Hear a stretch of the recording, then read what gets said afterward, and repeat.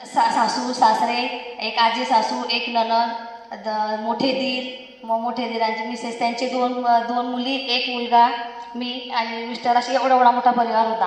तर खूप कामं करावं लागत होते. ते दुर्लक्ष केलं आणि थोडा आजार वाढला. मग मी जेव्हा पहिल्या दिवशी सांगितलं की कमरेचे प्रॉब्लेम झाले, व्हीलचेअरवर गेली. परत नंतर आता लॉकडाऊनमध्ये त्रास झाला. तर लॉकडाऊनमध्ये पण एवढा त्रास झाला मला की मी चालू पण शकत नव्हती. आणि म्हणजे डॉक्टर असं चालणंसुद्धा होत नव्हतं मला, किंवा आंघोळीला बसणं नाही, कुठलंच नाही. तर मी डॉक्टरांना, मिस्टर आणि डॉक्टरांना फोन केला. तर फिजिओथेरपीवाले डॉक्टर घरी आले. त्यांनी 3-4 दिवस माझी घरी फिजिओथेरपी केली.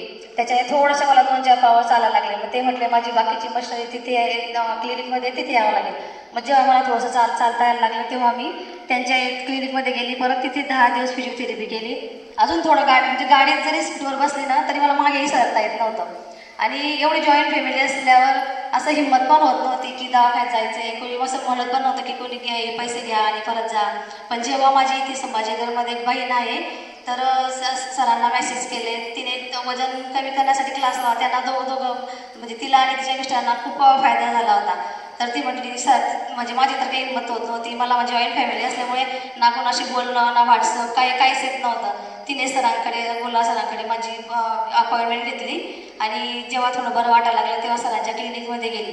तर सरांकडे तिच्याच घरी राहून मी फक्त सरांकडे चेकिंगला गेली आणि तिच्याच घरी इथे 8 दिवस राहिली. आणि ऑनलाईन क्लास केला. ऑनलाईनमध्ये शरीरशुद्धी वगैरे केली. त्या 8 दिवसातच मला खूप बरं वाटायला लागलं. आणि घरी माझी ते मिस्टरांची आजी जे होत्या त्या 1.5 वर्षापासून लॉकडाऊनमध्ये खाटीवर पडलेल्या होत्या. म्हणजे सगळं त्यांचं जागेवर करायला लागत होतं. त्यामुळे मी क्लिनिकमध्ये यायच्या आधी किंवा जास्त प्रॉब्लेम व्हायच्या आधी आजींचं करत होते. पण तेव्हा एकदम बंद झालं होतं. म्हणजे मला स्वतः असं वाटत होतं की ह्या एवढ्या 100 वर्षांच्या आजी आहे, सासूबाई एवढ्या 80-90 वर्षाच्या आहे, त्यांच्यापेक्षा आपण खूप म्हातारं झालो आहे. मी खूप रडत होते. असं वाटत होतं की आपलं आयुष्य संपलं. पण जेव्हा मी शरीरशुद्धी वगैरे करून 8 दिवसातच चांगली झाली. घरी गेल्यानंतर आणि ऑनलाईन क्लासमध्ये गुरुजी पण होते, सर पण होते. त्यांचा एवढा प्रभाव माझ्यावर झाला. तर मी पूर्ण 2 महिने तर केलं. 3ऱ्या महिन्यामध्ये परत मुलाची 10वीची शाळा सुरू झाली. तर थोडं 19-20 झालं आणि थोडं मोटरसायकलवर पण येणं जाणं झालं. तर थोडं कमी झालं. पण केलं मी 50-70% तरी केलं. तर मला एवढा फरक पडला. तर आमच्या आजींचे 4 दिवसातून 4 वेळा डायपर बदलावं लागत होते. ते मी फक्त वाकून न करता आधी वाकून करायची, नंतर मी 2-3 खुर्च्या एकत्र घेऊन त्यापासून मी त्यांचे डायपर बदलवत होते. त्यांचा एवढा आशीर्वाद मिळाला मला. तर त्या मला म्हणजे एवढ्या म्हणत होत्या. आणि फिजिओथेरपीच्या डॉक्टरांनी पण सांगितलं होतं, मॅडम तुम्ही जर योग प्राणायाम केला तरच तुम्ही उभ्या राहा, नाही तर तुम्हाला आतापासून खाट धरावी लागेल. हे एक डोक्यात एकदम फिट झालं. तुमच्यावर मी जी औषध देतोय ती पण काही परिणाम करत नाहीये. आणि आमच्या आजी ज्या होत्या त्यांचा पण मला म्हणजे खूप माझं कौतुक होतं त्यांना की इतकं दुखतं तरी पण माझी सेवा करते. तर आम्हाला त्या आजी म्हणायच्या, तुला मुलगी नाही आहे, 2 मुलं आहे, आताच्या सुना कशा असतात, तू जर अशी पडली माझ्यासारखी जर कंडिशन झाली तर तुझं कोण करेल, तर तू स्वतःकडे लक्ष दे. आणि हे नवरी वगैरे तुमची सजवायला जाते ते जाऊ नको, स्वतःकडे लक्ष दे. मग मी त्यांची ह्या दोघा फिजिओथेरपीवाले डॉक्टर आणि यांचं दोघांचं एकदम एवढं मनावर घेतलं. आणि सर आणि गुरुजी यांचे सगळे जे नियम होते ते फॉलो करत गेले. तर माझं म्हणजे हळूहळू पूर्ण भुजंगासन वगैरे, खायचे नियम वगैरे सगळं व्यवस्थित केलं.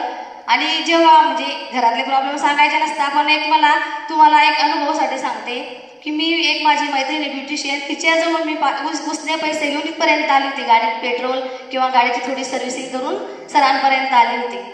तेवढी हिंमत होत नाही. आहे घरी भरपूर सगळ्या गोष्टी होत्या, पण हिंमत पण होत नव्हती आणि कोणी म्हणत नव्हतं. घरातले लोक काय म्हणायचे, जावा वगैरे असं जॉईंट फॅमिलीमध्ये तुझं आतापासून दुखते, म्हातारे झाल्यावर काय करशील. मी जेव्हा 20 वर्षाची होती तेव्हा पण ते तसंच म्हणायच्या. जेव्हा मी 30ची झाली तेव्हा तसं आमच्यासारखी झाली तर तुझ्याने काहीच होणार नाही. आमच्यासारखी त्या जेव्हा 40च्या झाल्या तरी म्हणत होत्या की आमच्यासारखी झाल्यावर तुझ्याने काहीच होणार नाही. इतकं बर्डन येत होतं की म्हणजे माझ्या दुखण्याकडे त्यांना काही वाटत नव्हतं. असं काही म्हणत नव्हते की तू काहीतरी कर बाबा, काहीतरी तुला एवढा त्रास होतोय, कसं होईल काय.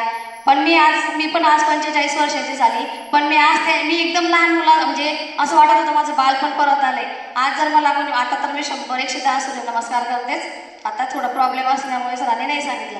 आज जर कोणी म्हटलं मला या झाडावर चढून दे तर मी झाडावर पण चढायला काही कमी करणार, एवढी फ्लेक्झिबल बॉडी झालेली आहे. आणि म्हणजे मी तुम्हाला सांगायचं एकच गोष्ट अशी आहे की योग प्राणायामामध्ये एवढी ताकद आहे. मला जर हे एवढं माहीत असतं ना की मी एवढ्या ब्युटिशियनच्या याच्यात लाखो पैसे खर्च केलेच नसते, याच्यामध्ये थोडी इम्प्रूव्ह करून याच्यामध्येच हे केलं असतं. आणि देवाला असं म्हणजे म्हणते माझी म्हणून की मला थोडीशी अजून बुद्धी दिली असती तर मी अजून एक डॉक्टर तरी झाले असते, लोकांची सेवा केली असती. एवढे आजाराने त्रस्त झाले तरी मी प्रयत्न करते नॅचरोपॅथीला ॲडमिशन घेऊन की माझ्याने जीवनात येऊन थोडंसं जरी कोणाला 10-50% जरी आराम पडला तरी ही माझी खूप मोठी सेवा आहे असं मला वाटते. म्हणून तुम्ही घरी जाऊन सगळ्यांनी सर आणि गुरुजींनी जेवढं सांगितलं तेवढं फॉलो करा. थोडे रागवले असतील ते केले असतील त्याच्याकडे अजिबात लक्ष देऊ नका. आणि योग प्राणायाममुळेच तुमचे आजार चांगले होणार आहे.